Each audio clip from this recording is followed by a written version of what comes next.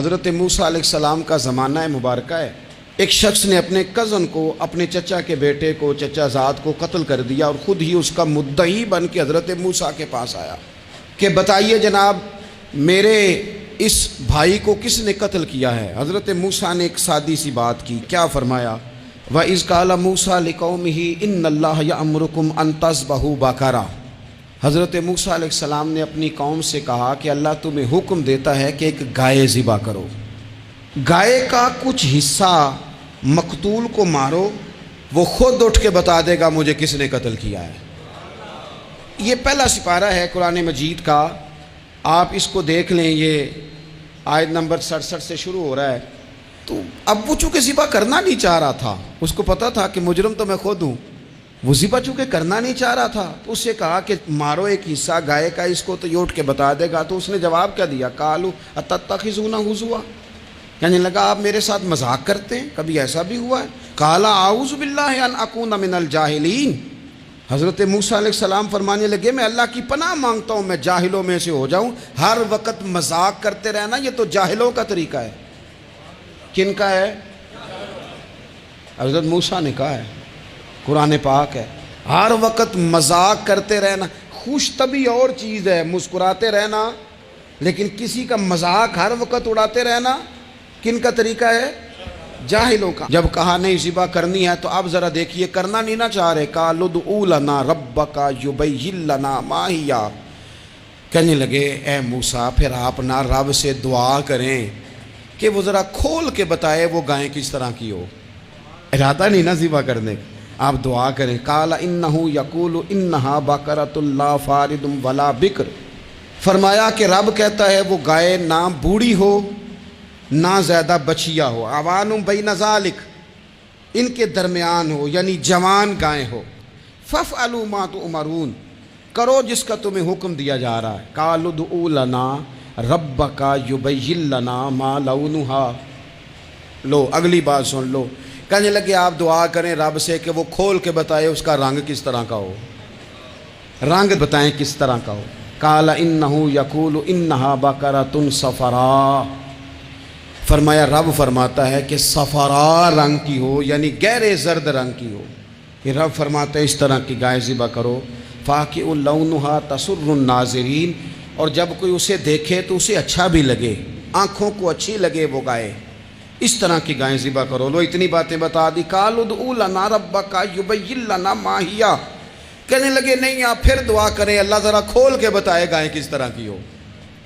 ان البقرہ تشابہ علینا، ہمیں ذرا گائیں پر شبہ پڑ گیا ہے کس طرح کی ذبح کرنی چاہیے. وَإِنَّا انشاءاللہ لمہتدون، اگر اللہ نے چاہا تو ضرور ہم ہدایت پا جائیں گے. پھر اللہ تعالیٰ نے فرمایا کہ قال انہ یقول انہا بقرۃ لا ذلول تثیر الارض، گائیں اس طرح کی ہو کہ وہ کبھی کھیتی میں نہ چلائی گئی ہو، یعنی اس کو کبھی کام نہ اس سے لیا گیا ہو. بیل کو لوگ لگاتے تھے نا، جو کام آج ٹریکٹر سے لیا جاتا ہے وہ گائے بیل سے لیا جاتا تھا.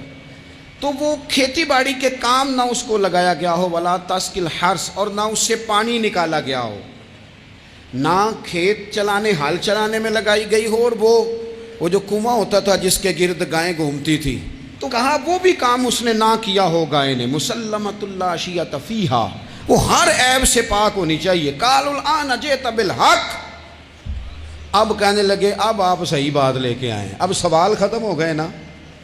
کہنے لگے اب آپ بات فذبحوہا، انہوں نے ذبح کر دی. وما کادوا یفعلون، پر ایسا کرتے نظر آتے، لگتا نہیں تھا کریں گے ذبح پر ذبح.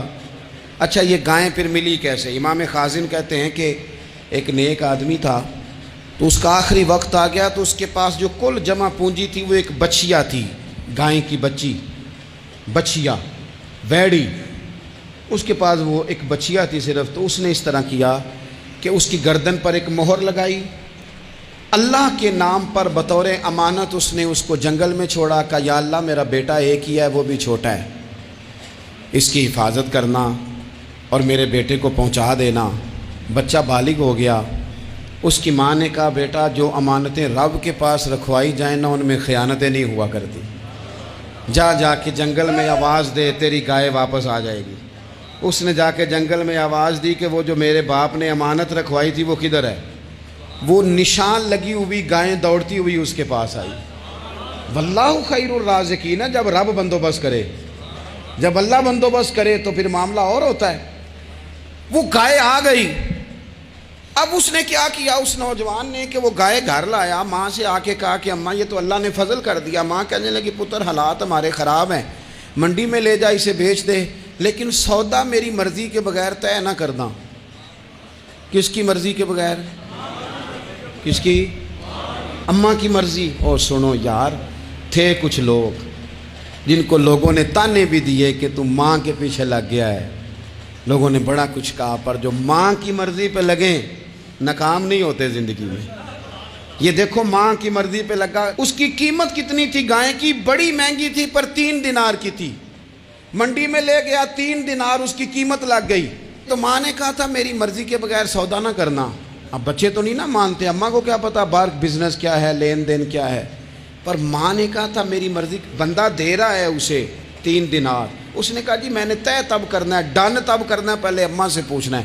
گھر جا کے اماں سے پوچھا، اماں کہنے لگی دے دے۔ واپس آیا تو اس نے کہا کہ میں 6 دینار دیتا ہوں پر میری شرط ہے، ماں سے نہیں پوچھنا۔ اس نے کہا تو 12 بھی دے، ڈن تب بھی ہونا ہے جب اماں نے کہنا ہے۔ وہ جب اس طرح کی اس نے گفتگو کی، واپس اپنی والدہ کے پاس گئے، کہنے لگے اماں سمجھ نہیں آتی، 3 دینار کی گائیں بندہ 12 میں خریدنے کو تیار ہے، شرط لگاتا ہے کہ اماں سے نہیں پوچھنا۔ تو والدہ کہنے لگی پتر پہلے اس سے جا کے پوچھ کیا وہ ہے کون؟ یہ کوئی روحانی معاملہ ہے، کوئی غیبی مدد ہے، پوچھ۔ اس سے جا کے پوچھا تو وہ کہنے لگا میں تو فرشتہ ہوں اللہ کا،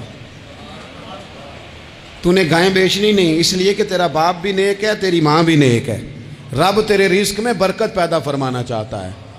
ماں باپ نیک ہونا رزق میں برکت ہو جاتی ہے۔ ماں باپ نیک ہوں، ان کی صالحیت کا اثر پہنچتا ہے بچوں تک۔ رزق حلال کما کے لانے والے ہوں تو گھر میں برکت ہوتی ہے۔ جا کے کہا کہ تیرے ماں باپ نیک تھے، اسے نہ بیچنا گائے کو، تو کیا کریں؟ کہنے لگے بنی اسرائیل والے سوال کر کر کے خود مشکل میں آ گئے۔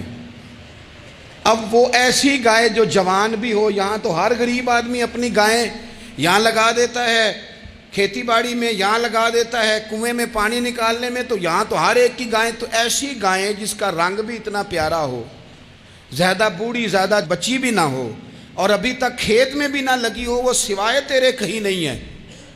اس نے کہا چل پھر مہربانی کر بتا میں کتنے کو دوں گائیں، اگر وہ آ جائیں تو کتنے کو بیچنی ہے؟ اسے کہنا کوئی نہیں، ریٹ تو زیادہ کرنا ہی نہیں۔ ان سے کہنا گائے کے اندر سے گوشت نکال دیں اور جتنا گوشت ہے اتنے پیسے بھر دیں، اس کی کھلڑی بھر دیں۔ اب وہ بنی اسرائیل والے ڈھونڈتے پہنچ گئے، کہا جناب گائیں 3 دینار کیا 6 لے لو۔ اس نے کہا نہ بھائی، ذبح کروں گا، گوشت نکالوں گا، جتنا وزن گوشت کا اتنے پیسے بھرو گے کھال میں تو پھر گائے تمہیں ملے گی۔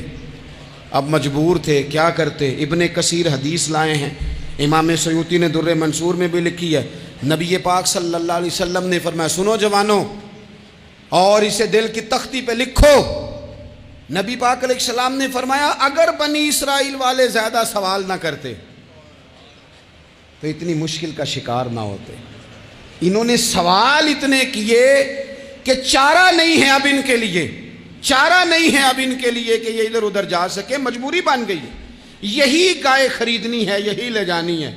اب اتنا سارا مال جمع کر کے وہ گائے خریدی، ذبح کی، تو مقتول کو جب اس کا ایک حصہ مارا تو اس نے اٹھ کے کہہ دیا یہ جو مدعی بنا ہوا ہے نا، یہی تو میرا قاتل ہے، یہی تو میرا قاتل ہے، یہی تو ہے، اس نے یہ سارا کام کیا۔